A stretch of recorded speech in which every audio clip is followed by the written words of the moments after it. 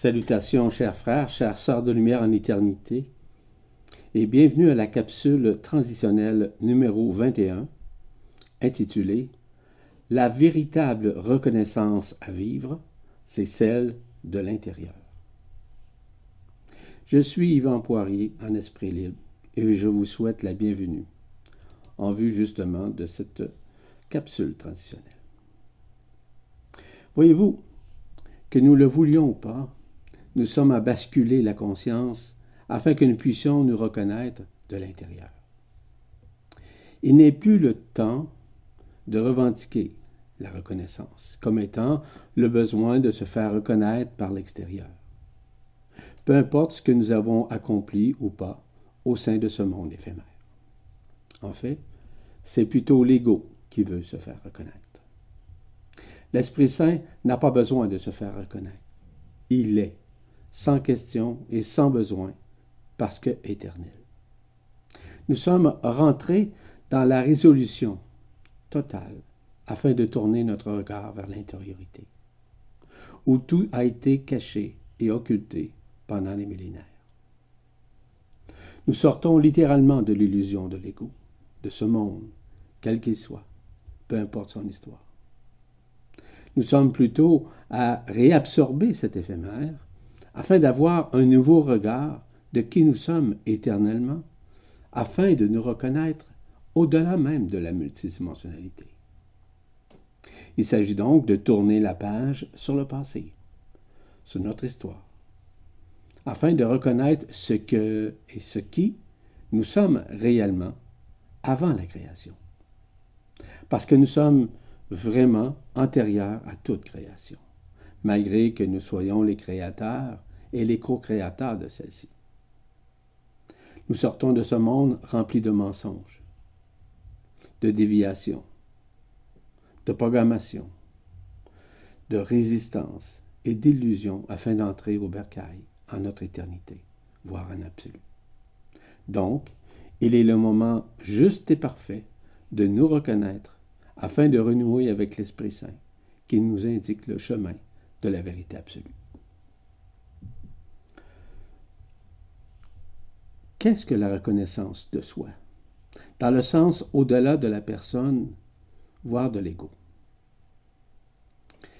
Cette reconnaissance commence par la gratitude envers soi et aussi vers autrui. C'est l'identification du « je suis », en réalité l'unité. C'est d'avoir cette estime de soi sans prétention et sans vouloir nous prétendre d'aucune façon vis-à-vis des autres. C'est d'être dans l'acceptation de toutes les situations dans cette vie. C'est nous adapter facilement aux situations, quelles qu'elles soient. C'est éviter la vanité, l'orgueil, ou même d'être imbu de soi-même. C'est accepter, comme on est, tout ce que nous avons fait.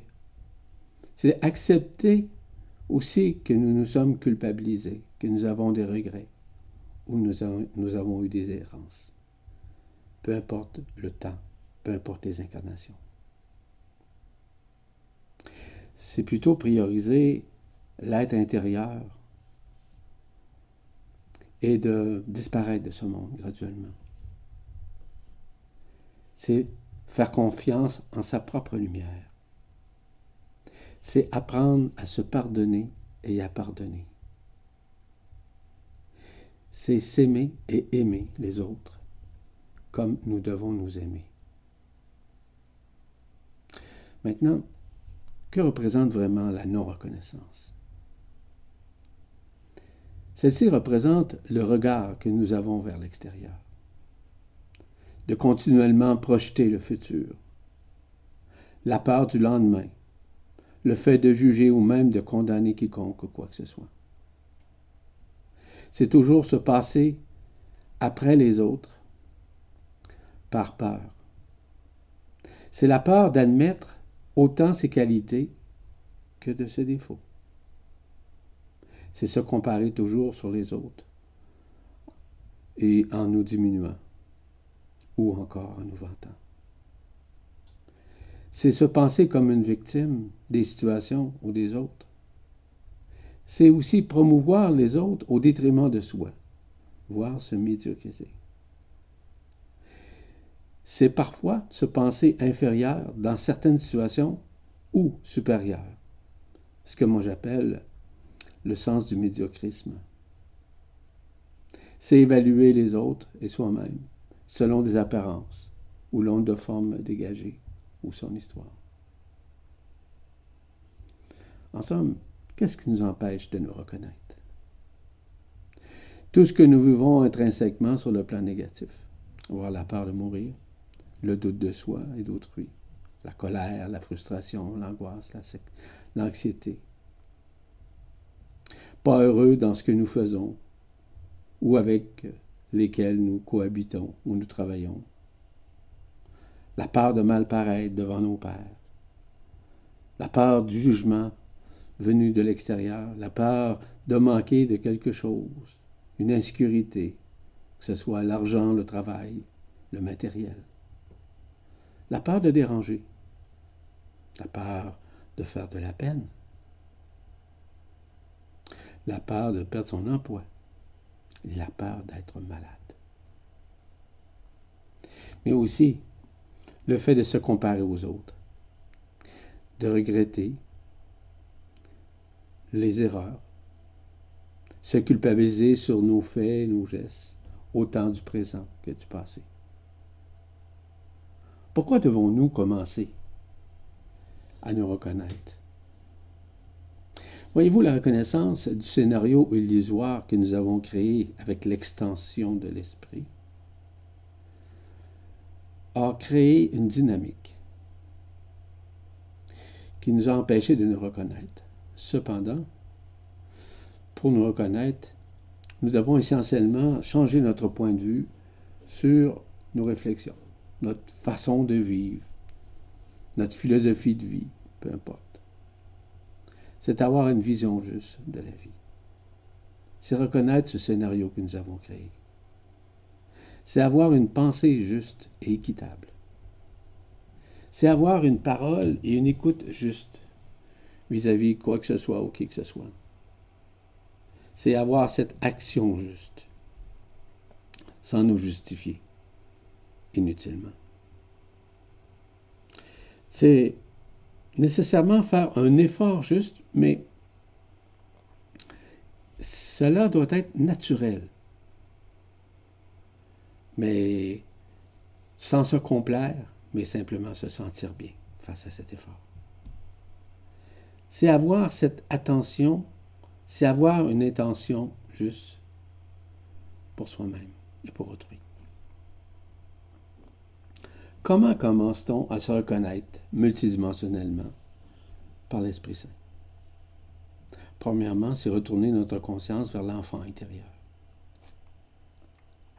C'est par la reconnaissance de l'Esprit Saint qui nous indique le chemin vers la liberté d'être au-delà de la forme existentielle ou de l'histoire. C'est être dans l'émerveillement du moment présent et de tout ce qui apparaît devant l'écran de notre conscience. C'est être détaché de la forme, de tout ce que nous pensons, de tout ce que nous avons vécu, en restant humble et authentique. C'est en ayant de l'humour, sans se prendre au sérieux, mais tout en faisant les choses sérieusement. C'est ouvert à tout changement, qu'il soit personnel, social, sociétal, planétaire ou extraplanétaire.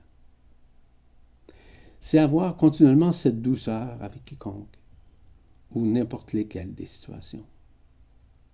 C'est avoir cette compassion vibratoire face à soi-même et autrui. C'est reconnaître les autres dans ce qu'ils sont de meilleur, sans les juger parce qu'ils sont également nous au même titre.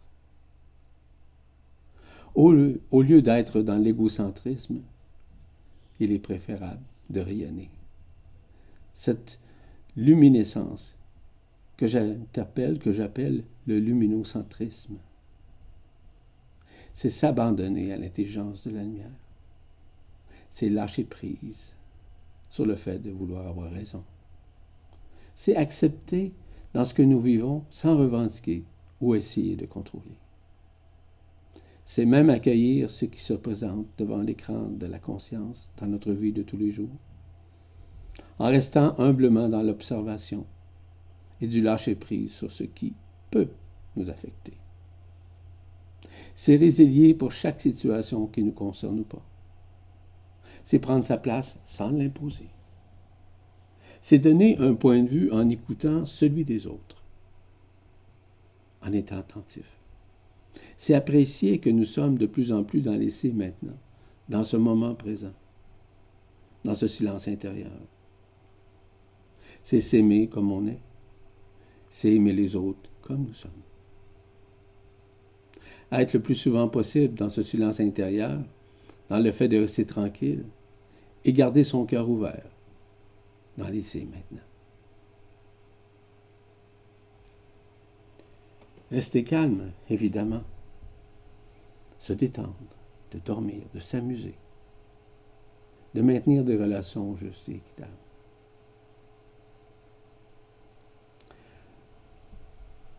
Dans le fait de se reconnaître, il y a un facteur inhérent qui permet justement de saisir que la reconnaissance est extrêmement importante vis-à-vis de l'accueil de ce que nous sommes en tant qu'Esprit Saint.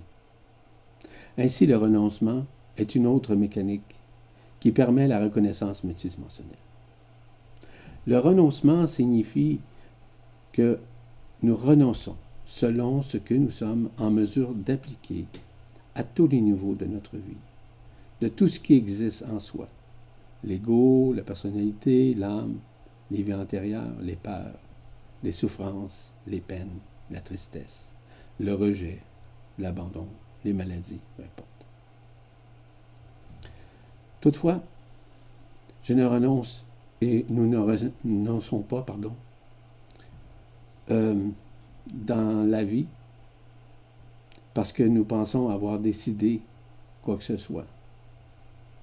Mais nous devons essentiellement renoncer à l'éphémère. Le renoncement est le dernier défi auquel nous sommes confrontés de Ridley. Donc, de tout ce que nous faisons, accomplissons et expérimentons sur cette terre, que je vous rappelle, n'était qu'illusion. Le renoncement, c'est mettre fin à toute forme de dualité qui ont créé des conflits, des chicanes, du mépris et des jugements, pensant que nous avions raison dans telle ou telle situation. Le renoncement, c'est nous préparer à rejoindre en nous l'Esprit Saint. Le renoncement, c'est être dans un état total de résignation qui se déploie vers l'absolu, qui est notre éternité.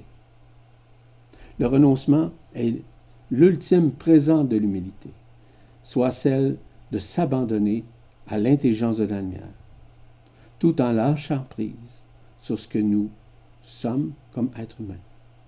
Peu importe notre personnalité, ou peu importe ce que nous avons pu réaliser dans ce monde, qui n'est certes pas la réalité. L'humilité nous transporte ineffablement vers la simplicité et la transparence, faisant de nous un être détaché de toute forme, de toute expérience, de toute histoire, et même de toute dichotomie psychique ou psychologique.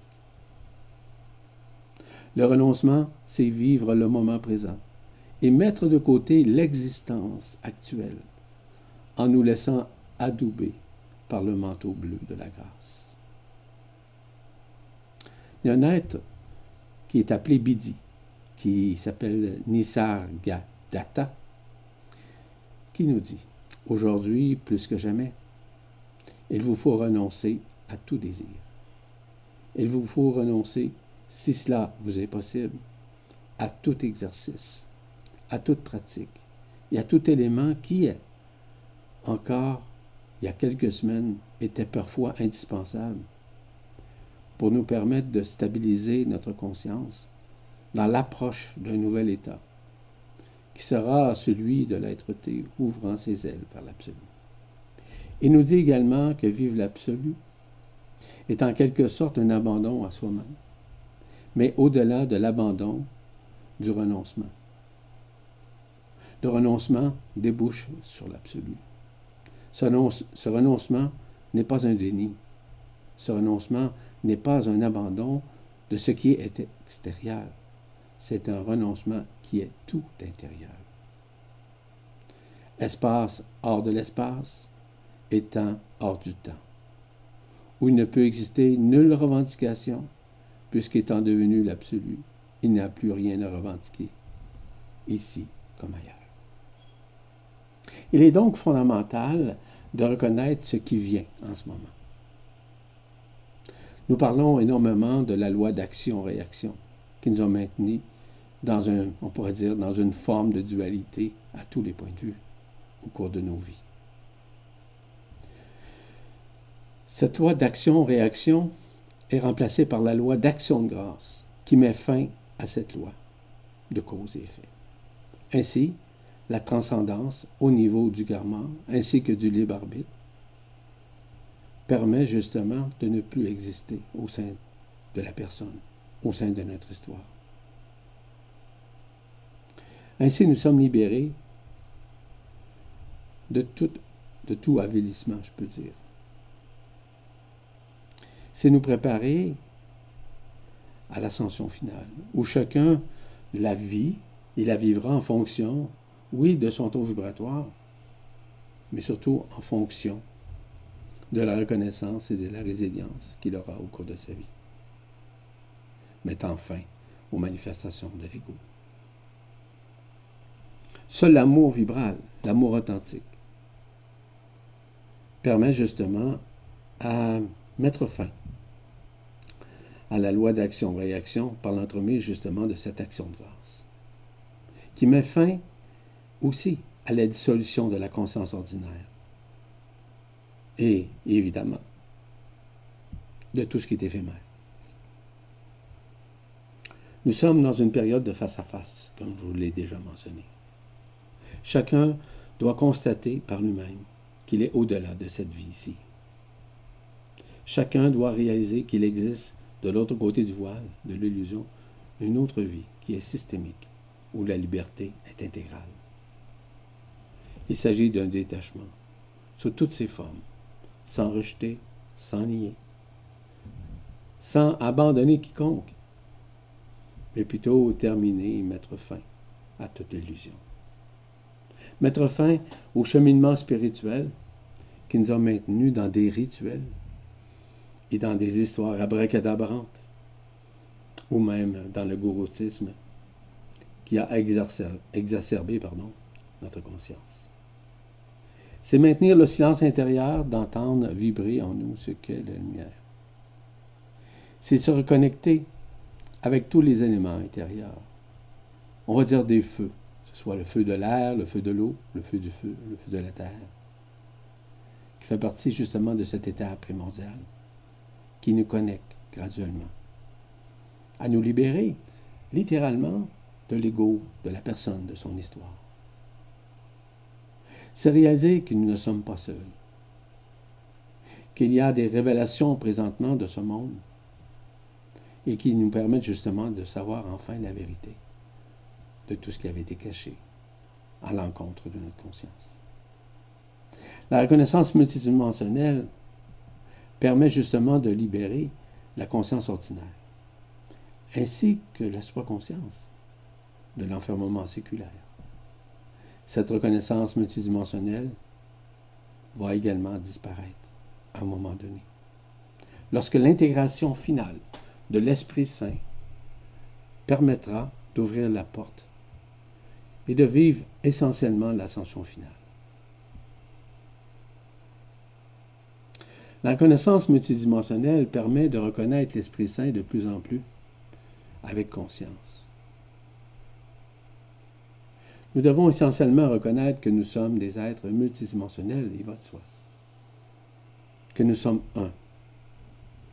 Que nous sommes un avec la source. Que nous sommes un avec la lumière. Que nous sommes un avec l'alpha et l'oméga. Que nous sommes la voie, la vérité et la vie. Que nous sommes esprit éternel. que nous sommes et que nous avons été pendant des millénaires des artisans de la lumière, des semences d'étoiles, des êtres multidimensionnels, des êtres d'amour, qui essayaient, tant bien que mal, d'être en paix, d'être libre, d'être serein et dans la joie de vivre. C'est être miséricordieux, c'est être dans le pardon quantique, le pardon intégral. C'est être dans l'intelligence du cœur. C'est être dans une conscience illimitée, c'est-à-dire une inconscience. C'est manifester la grâce de qui nous sommes avec le cœur.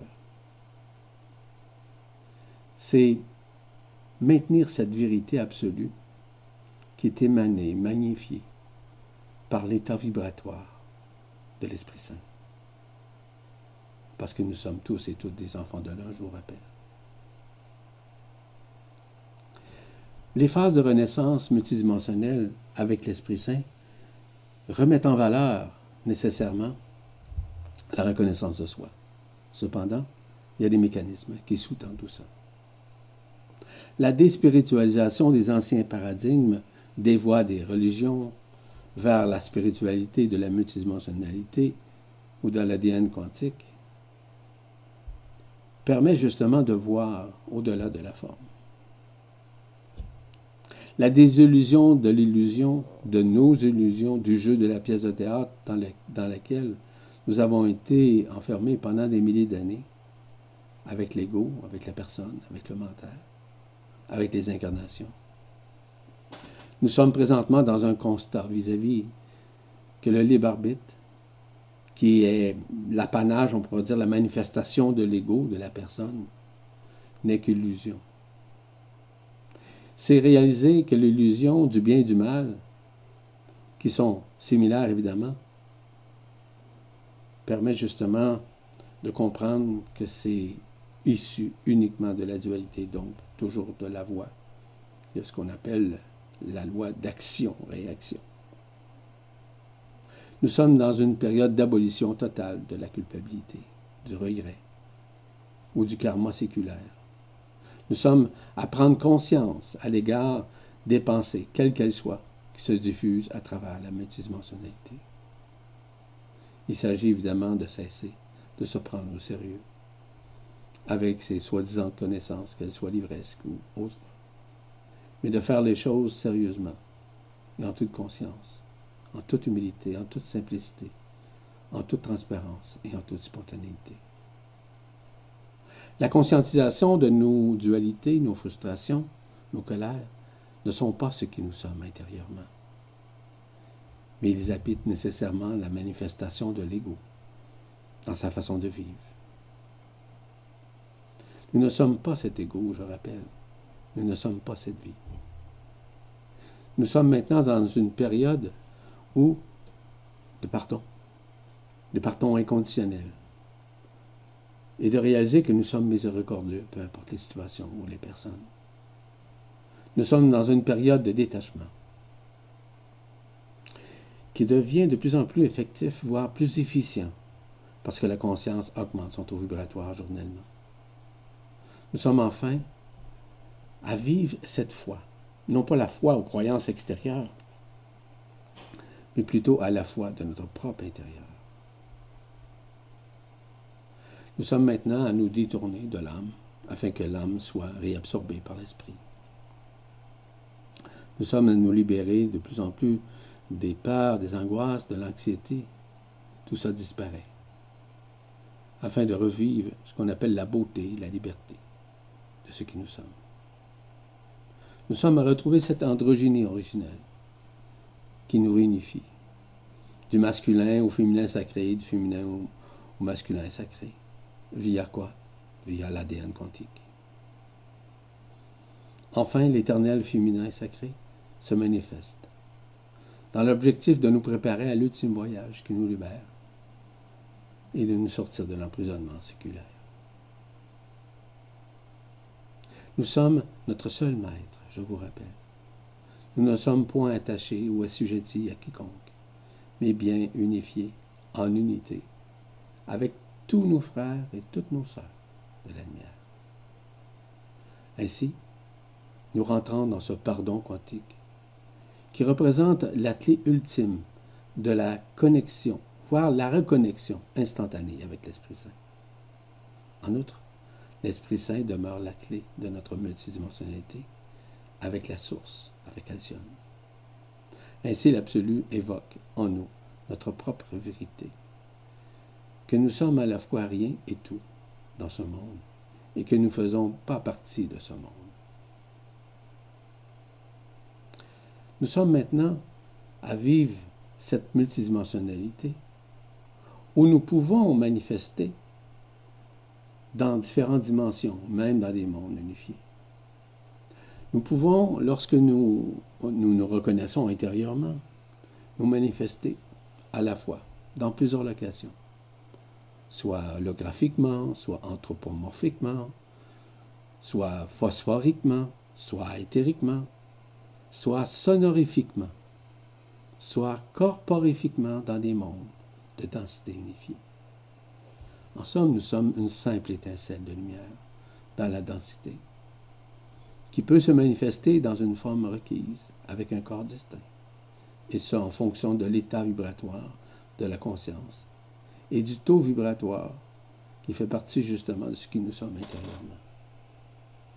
La reconnaissance optimise les sauts quantiques. Évidemment, les lois de la mécanique quantique régissent chaque atome et chaque particule subatomique de la matière, peu importe les endroits ou les planètes ou les mondes dans la galaxie. Ainsi, l'infiniment petit des atomes et des particules subatomiques, dis-je bien, se concilient dans l'infiniment grand. C'est les lois immuables de la mécanique quantique qui sont de plus en plus prouvées et vérifiées par la science moderne. La science a prouvé que nous sommes fondamentalement faits d'atomes ainsi que de particules subatomiques, et également pour tout ce qui existe dans notre monde et dans les univers. La science a fait des essais concluants en projetant des rayons laser, des rayons ultraviolets et gamma sur la lumière. Nos savants nous signalent que chaque atome ressemble à des mini-systèmes solaires, où les électrons en orbite autour d'un noyau se manifestent comme les planètes qui gravitent autour du Soleil. Voyez-vous l'optimisation des sauts quantiques? Chaque saut quantique a pour effet de libérer une énergie avec un rayon luminique, voire des lignes d'énergie possédant une longueur d'onde très précise. C'est ainsi, pour ces raisons, que les atomes en mouvement créent des rayons de couleur spécifiques, lorsque le saut quantique a été provoqué par le réchauffement des électrons. Car les atomes d'électrons font un saut quantique sans toucher aux espaces qui les séparent de ce qui existe entre les orbites. Cette reconnaissance qui s'optimise par les sauts quantiques nous prouve que même la conscience, que même la science contemporaine, par la mécanique quantique, nous emmène plus loin dans l'éclosion de ces particules subatomiques et atomiques de toute espèce. La science spontanée de l'Esprit Saint dans tout ce qui suit, parce que nous sommes à la veille de découvertes qui dépasseront nos facultés mentales ou intellectuelles, ainsi que nos sens physiques et psychiques. Cet éveil de la conscience aura des répercussions directes et indirectes en nous, ce qui nous permettra de comprendre la vie ordinaire dans l'au-delà par une vie extraordinaire. Dans ces sauts quantiques, on nous amène évidemment à l'ADN quantique, voire de ces 12 brins qui se révèlent via l'Esprit Saint. Dans un premier temps, quels sont les résultats systémiques des encircuitements de l'ADN quantique qui ont été exécutés à notre détriment par les archontes? Il ne s'agit pas de condamner les archontes. Il ne s'agit pas de les juger, au contraire. Simplement, ça faisait partie du processus de l'extension de l'Esprit Saint qui nous a forcés de vivre avec l'ego. Donc, nous avons été déconnectés du corps d'être-té. Et ce corps d'être-té était bien ici dans le Soleil. Maintenant, depuis quelques années déjà, nous avons accès à ce corps d'être-té pour quiconque sur la Terre. Évidemment que notre ADN à 2 brins était notre seule porte de sortie. Nous avons vécu une coupure du contact avec le savoir universel, du cœur vibral. Nous avons été désencircuités des fréquences vibratoires, de la radiance trinitaire, notre Trinité, qu'on a appelée à l'époque le Père, le Fils et l'Esprit. Nous avons été court-circuités vis-à-vis de la clairvoyance, de la clairaudience, le clair-senti. Nous avons été déconnectés, évidemment, de l'Esprit Saint. Ce désencircuitement nous a forcés à être enfermés. Du fait que nous avons été déconnectés avec les énergies de l'amour vibral, de la source une. Nous avons été déséquilibrés des centres psychiques, nous limitant seulement qu'à 7 chakras, ainsi qu'à 7 corps subtils, qui étaient forcément et uniquement pour œuvrer au sein de la densité. Tandis que nous devons réaliser que nous avons déjà 5 chakras supérieurs et 5 corps subtils supérieurs. Du fait que nous avons été coupés télépathiquement entre la race humaine et nos frères et sœurs intergalactiques, nous sommes maintenant dans une réminiscence afin de rentrer en contact plus facilement avec eux. Comme vous savez, notre mental a été désaxé. Notre mental a été subdivisé en 2 hémisphères. Le côté gauche qui ne communiquait pas et ne communique pas avec le côté droit, et le côté droit qui ne communique pas avec le côté gauche, ce qui fait en sorte que nous sommes en dualité. Et c'est comme ça que nous avons été assujettis à des religions, à des doctrines, à des concepts, à du gouroutisme ou à des soi-disant maîtres. C'est ainsi que nous avons perdu la maîtrise de toutes les contreparties de ce que nous sommes en tant qu'êtres de lumière. En vivant cette dichotomie, nous avons été enfermés au lieu de vivre l'unification. Présentement, nous sommes à nous aligner à la nouvelle lumière, sans interférence des dimensions inférieures. C'est aussi la raison pour laquelle les deux brins d'ADN actuels, qui sont fonctionnels en nous, évidemment, vont se réaligner, s'allumer et s'éteindre, afin qu'ils puissent nous unifier par des sauts quantiques vers l'ADN quantique. Lorsque le nouvel ADN quantique rentre en ligne dans la conscience, il rend l'ancien ADN obsolète, ou périmé si vous préférez. Cependant, l'ancien est encore fonctionnel sur commande, évidemment, au sein de notre monde.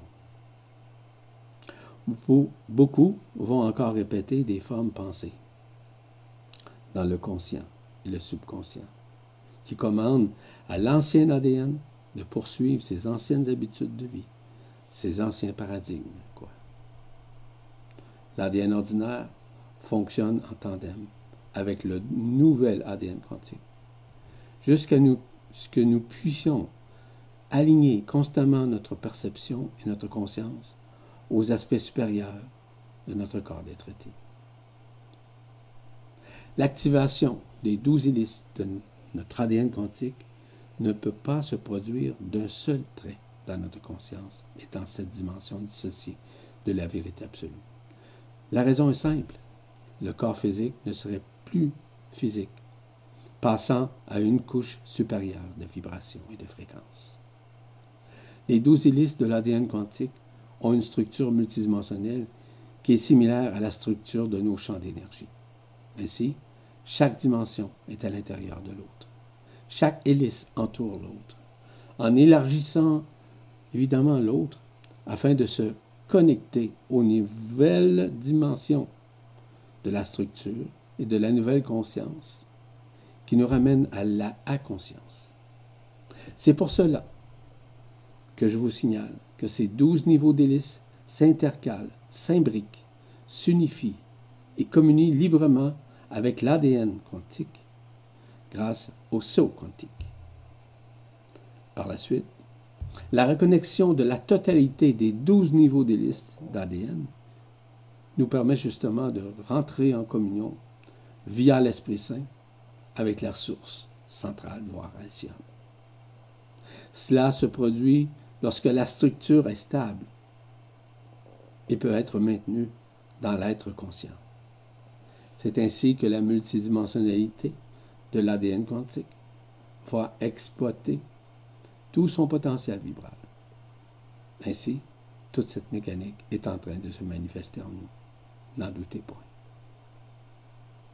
À partir de quand la reconnaissance de l'Esprit Saint fait, on pourrait dire, la reconnaissance des sauts quantiques.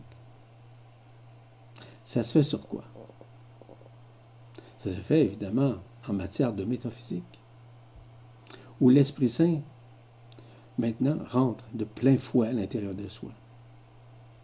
Parce qu'il occasionne une nouvelle forme de conscientisation qui se développe en excroissance, in crescendo, si vous voulez, vers la reconnaissance que nous sommes vraiment à l'intérieur de soi. C'est une alchimisation qui n'est pas uniquement la science des fusions des métaux comme l'argent, le plomb, l'or. Non, non, pas du tout. C'est plutôt le fait que nous sommes dans cette alchimisation présentement qui se dévoile en nous, qui permet au corps de vivre cette alchimie entre le corps physique et le corps d'être-té. Il s'agit d'une effervescence de la lumière authentique qui fait transmuter nos cellules, nos atomes et nos particules subatomiques, mais qui nous permet justement de comprendre à quoi ressemble ce qu'on appelle la transsubstantiation, c'est-à-dire le changement de substance au niveau de nos cellules afin qu'apparaisse la lumière dans nos cellules. Nos forces intérieures sont bien au-delà de ce que nous pensons, sont bien au-delà de tout ce que nous avons vécu. Tout ça nous permet justement de rentrer dans ce qu'on appelle dans une nouvelle neuroscience, par des transferts d'énergie entre les hémisphères du cerveau. C'est l'arrimage des énergies de la lumière, on pourrait dire authentique, qui permet à nos hémisphères de s'unifier. Dans la connaissance, il s'agit évidemment des retrouvailles avec cette androgynie originelle, cette androgynie primordiale, disons. Comme nous pouvons le constater, la géométrie sacrée, avec le principe de l'arbre de vie, explique éloquemment bien la création sur le plan physique, autant vis-à-vis de notre géométrie individuelle que celle qui englobe l'univers. La géométrie vibrale le dit bien dans son sens, dans le sens des termes vibration ou vibratoire.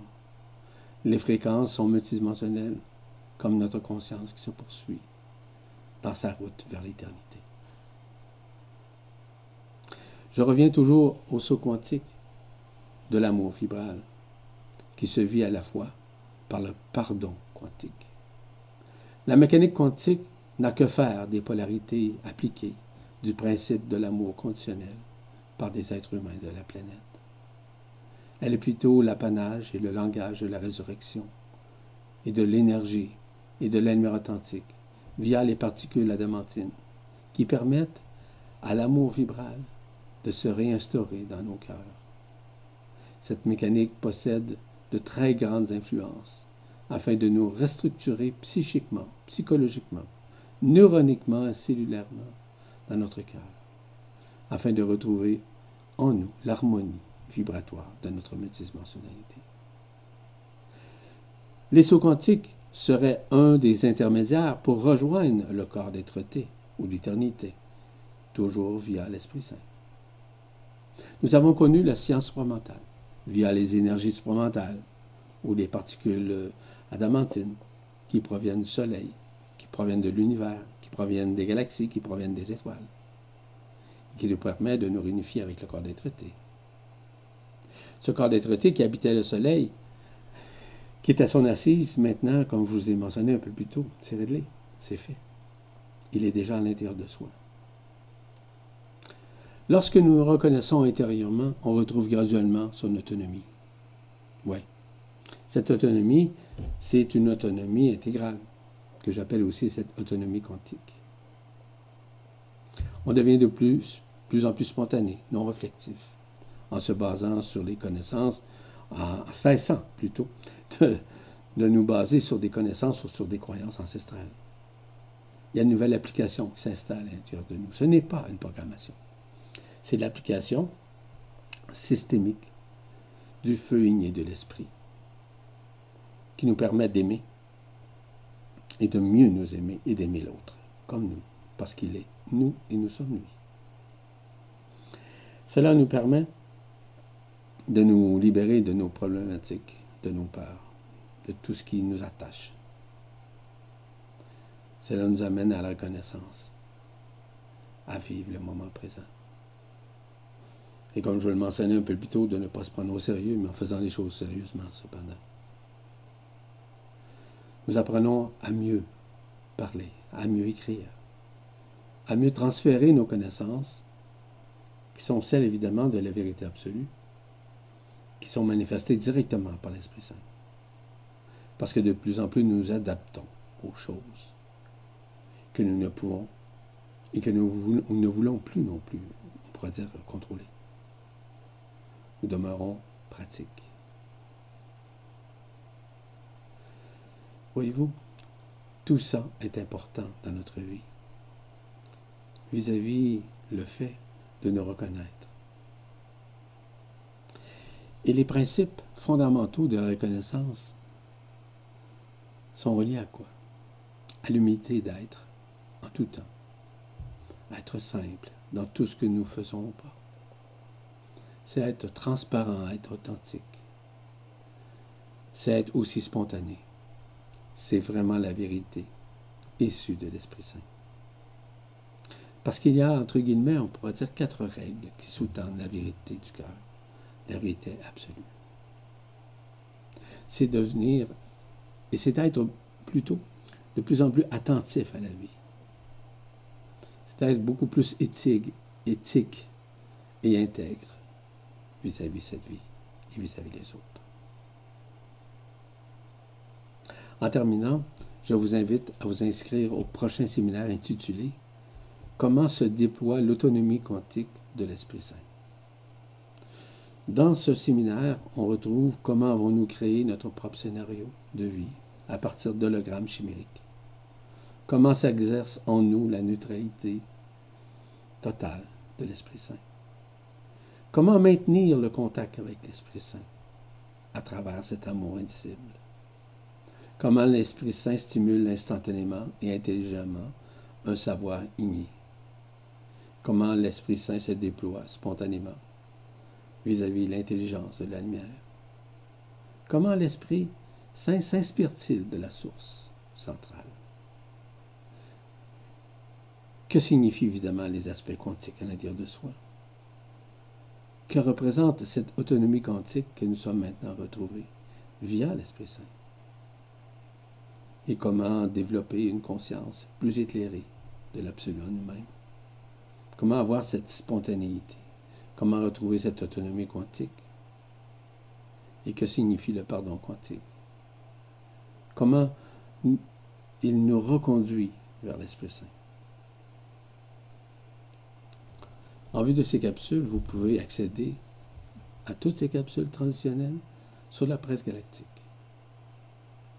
Soit en allant sur le moteur de recherche ou sur Vibra TV, ou sur, évidemment, vous retrouvez toutes ces capsules qui sont ajoutées dès leur parution. La prochaine capsule transitionnelle s'intitule « Nous sommes dans une période qui nous fait voir l'éphémère, mais que cet éphémère disparaît. » À la prochaine, chers frères et sœurs, de la lumière en éternité. Je suis Yvan Poirier, en esprit libre. À la prochaine.